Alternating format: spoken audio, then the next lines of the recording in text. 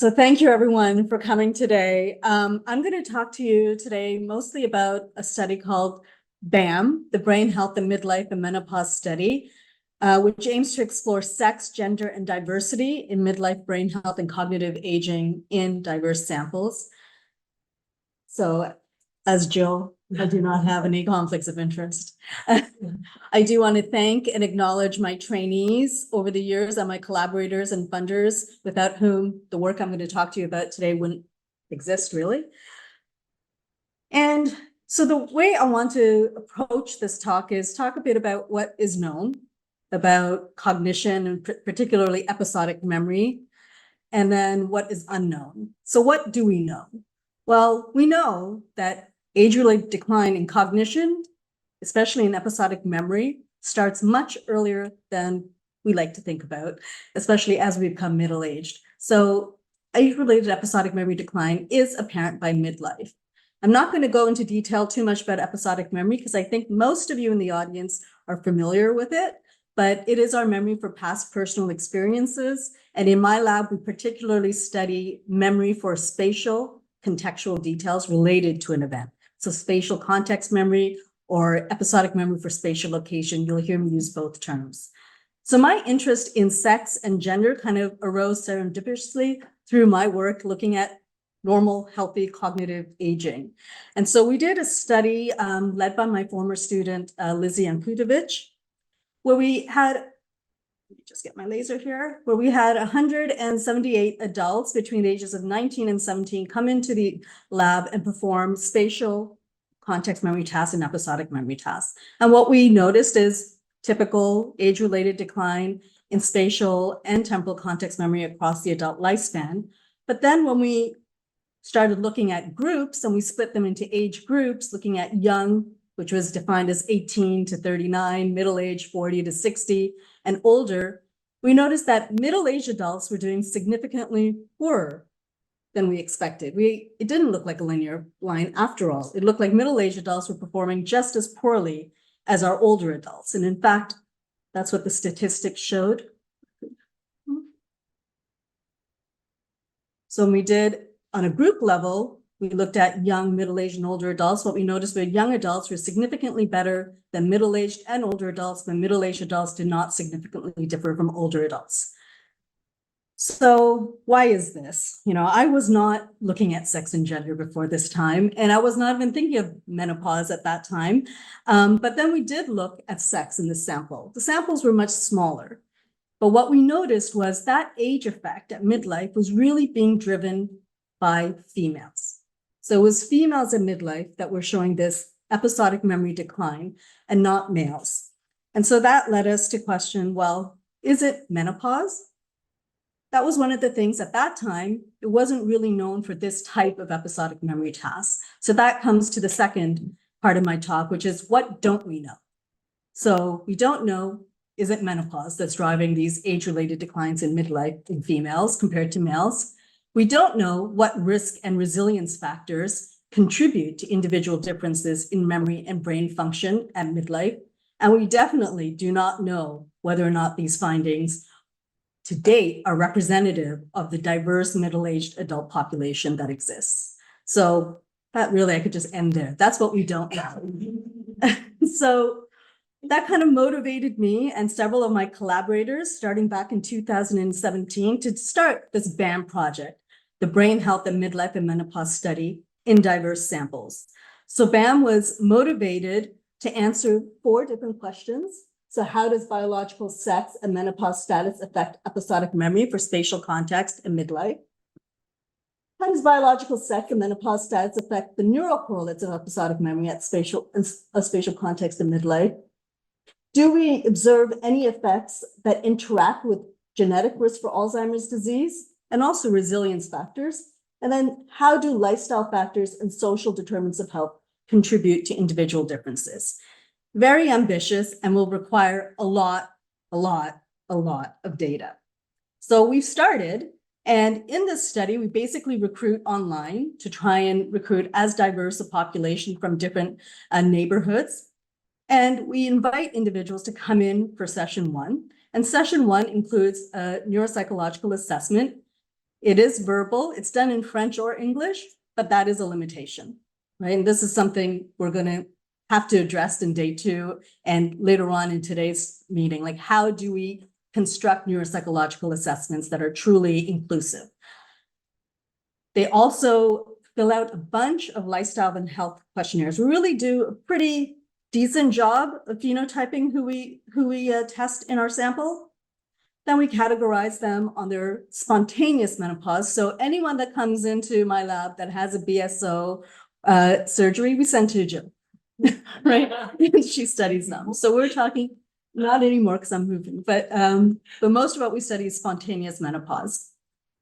And they give a blood donation for biomarker analysis and also genotyping. And we put them in a mock scanner. If you do imaging, please put your people in a mock scanner. You'll find out all sorts of things about them behaviorally and whether they're claustrophobic, which will save you tons of money. And then if they survive all of that, they come in for, session 2, which is our MRI session. So again, we have blood donation at this time. And this is something that I think is very unique to BHAMM. So where the blood, the biomarkers, the hormones, everything about these individuals is time locked to the time of scanning, as opposed to taken at a different time point. So that's very different. And then we obtain T1 weighted images for cortical thickness, hippocampal volumes, ultra high resolution T2 weighted, which we collaborate with Rosanna Olson to look at subfields. If you're looking at subfields, Rosanna's the person to go to. And then we also do resting state fMRI and a task-based fMRI, because I can't give up task fMRI. And finally, if they still are willing to stick around to the detriment of my postdoc Ricky, then we do diffusion image. Unfortunately, a lot of people give up before the diffusion imaging. So the task they do is a bit different. It's still a spatial context memory task, but it's harder. It's truly spatial now, not just left and right side of the screen, but do you remember this face and its spatial location? So memorize the face and spatial location. Then you see a face in the center of the screen and you're asked, do you remember the face? Do you remember the face? Was it on the left, the right, bottom left, bottom right, or is it new to you? And so we get all sorts of interesting memory data from this task, not just recollection for spatial context. We also get item memory and false alarms and misses, all sorts of data from this paradigm. And this is where we're at now. So we're how many years in, including the pandemic? We're almost 7 years in. And did I just skip that slide? There we go. It took a lot of effort, and the folks here that are helping out, Stamatula, Gabriella, Charna, and all my team, this wouldn't have been done without them. They really led the effort, and I owe them a lot. So I asked them to do all the work today. We recruited at enrollment 1,700, almost 1,800 folks. And this is just how much it takes to get down to a decent sample. So from 1,800, only 481 qualified for session 1. And then from that, only 278 qualified for MRI. So we could go into the details of the exclusion criteria, but the exclusion from intake to session 1 was basically major psychiatric illnesses, right? Or having cancer, having BSO. So all of these, there's a lot of people we're not testing who are healthy and able to sign up for these studies. We need more funding to be able to test them as well. And then after neuropsychological assessment, why do we exclude people? Well, the major thing is the ability to be in the mock scanner and do the task. That's why you need a mock scanner. But then it makes you wonder, is it even possible to do inclusive research when we're using MRI and task MRI? That's like something I constantly ask myself. Like MRI itself is a screening tool. Do we even need neuropsychology at this point? If we're going to put someone in the MRI, just put them in the mock scanner and see if they survive the experience. And then if they do, put them in the MRI. And that's your screening tool, perhaps. And then we have done a lot of efforts to try and increase the diversity of our samples. We're not there yet, right? This is a sample from Montreal out of 258. 78% are white. That is the demographics from Montreal. But matching demographics, and I think someone else is going to say this later today, is not the goal, right? You don't just want to match demographics. You want to understand what these different groups and individuals are experiencing at midlife as they menopause as well. So from what we have today, are we able to answer any of the questions? Well, not all of them, because we don't have the samples yet, even with 278.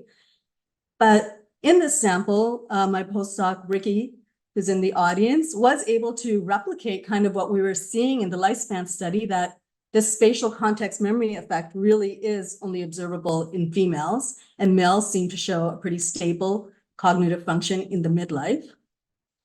And then postdoc Annalise Lapoom then used segmented regression so we ignored the menopause status in this analysis, which is, oh, in males and females, is there an inflection point in which episodic memory starts to decline?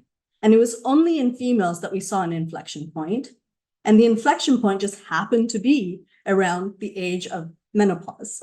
And so when we plot this data with the individuals with menopause, you see that it's the menopause females that are showing this episodic memory decline. And this is a replication. So we're seeing it again with a very similar task in another sample.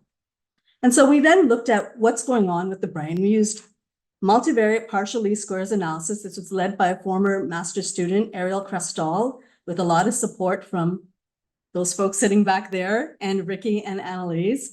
And what we found was the neural correlates of doing spatial context memory tasks were pretty much distinct in our pre and postmenopausal groups. So in our premenopausal groups, having successful spatial context memory, so remembering the face and its location to a greater degree than just remembering the face, was related to increased activation in areas of the brain that we often link to memory. So default mode network, frontal parietal cortex. This is what the premenopausal middle-aged females are doing. And that's something I want to remind you. This is all midlife. This is not young adults. But postmenopausal females, so top is age, performance. Postmenopausal females were engaging a very different set of regions to do these exact same tasks. So they were engaging more visual systems. So it seems as though they're able to perform this task, but when they perform this task, they're engaging a different network, and it's not as supportive in memory function. So what we can conclude so far is what seems to be happening is, and this has been hinted at the previous talks, menopause seems to be an inflection point for many females. And it seems to accelerate perhaps the effects of age right after menopause. But I want to say this isn't for all females, right? Not all females show this effect, only some. When we plot these things, we're talking about averages. And what we're trying to do with this meeting and in the field is go to the individual, because the individual varies. And so what do we still not know? Well, we don't know what differentiates those that really are performing the same as premenopause from those that are showing very steep declines after menopause. You know, is this what factors are accounting for these individual differences? What contributes to the cognitive reserve, the brain maintenance and brain reserve we're seeing in some females versus others that allow them to really, they're performing pretty well on this task. So what's differentiating these individuals? And what we're trying to do in this study, so I'm going to skip ahead, is try and get at this. We are getting other questionnaire data. We are trying to fill the gap, but no one study can do all of this. Right. So I really hope like these big red X marks highlights, you know, what BHAMM is not collecting, what maybe needs to be collected in the field. We do not know how racism and discrimination and allostatic load interact. We're not looking at that in this study. Maybe I could put on an added study down the road, but I hope someone out there can actually run that study instead, because it shouldn't just be one study that does all of this. And this is something the field, you know, what Rachel is doing, combining data sets across different samples, something we need to grow into, because if you try and answer all your questions one sample, it's going to be biased. It's just going to be biased. So we need multiple people doing this kind of research in multiple communities across the globe. So that's my Hail Mary, you know, so hopefully you'll be motivated, but some closing thoughts, which I cannot read on the screen. So how do we address the data once we get it, right? We're still trying to get it. We're not there yet. How do we address intersectionality? So one of my thoughts, and this was like, you know, 11 p.m. last night. Okay, so cut me some. So one of my thoughts is, these clustering approaches that people are using, that maybe we need to use this for the social data that we're getting, the demographics data, and then also for the brain data and relate both of them. We want to compare both within and between groups. That's something I learned from the lifespan study. When we just look at sex across, you're not going to see anything. You have to really look within the sex and by age. So you have to look at within and between group. And, univariate stats, they're very helpful in making things very clearly interpretable. But perhaps this complex question is better addressed with multivariate methods as well, or the complementary use of both. And finally, we could always use post-hoc analyses to see, even in our current data, what you have. Just look at it. Post-hoc. Are there any demographic differences in what you're seeing? Are there any sex differences? It's okay to do that type of post-hoc analysis to motivate future studies. And so I hope many of you might be sitting on a lot of data you don't even know about, and you could take this and look at your data and see, well, what's your next project now based on your findings? So that's it. And I just want to say thank you again for attending, and on to the next talk.